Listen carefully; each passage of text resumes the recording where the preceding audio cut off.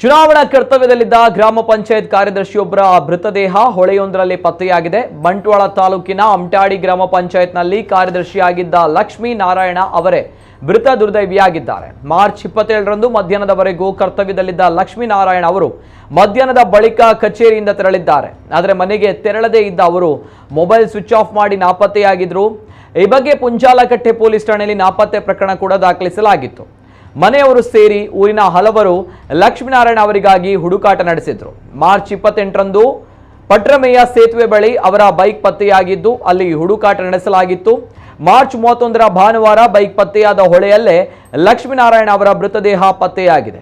ಈ ಹಿಂದೆಯೂ ಒಂದು ಬಾರಿ ಲಕ್ಷ್ಮೀನಾರಾಯಣ ಅವರು ನಾಪತ್ತೆಯಾಗಿದ್ದು ಬಳಿಕ ಪೊಲೀಸರು ಹುಡುಕಾಡಿದಾಗ ಪತ್ತೆಯಾಗಿದ್ರು. ಆದರೆ ಈ ಬಾರಿ ನಾಪತ್ತೆಯಾಗಿದ್ದ ಲಕ್ಷ್ಮೀನಾರಾಯಣ ಅವರ ಮೃತದೇಹ ಪತ್ತೆಯಾಗಿದ್ದು ಇದೊಂದು ಆತ್ಮಹತ್ಯೆ ಎಂದು ಅನುಮಾನಿಸಲಾಗಿದೆ. ಲಕ್ಷ್ಮೀನಾರಾಯಣ ಅವರು ಲೋಕಸಭಾ ಚುನಾವಣೆಗೆ ಸಂಬಂಧಿಸಿ ಎಎಸ್ಎಸ್ ತಂಡದಲ್ಲಿ ಅವರು ಕರ್ತವ್ಯ ನಿರ್ವಹಿಸ್ತಾ ಇದ್ರು.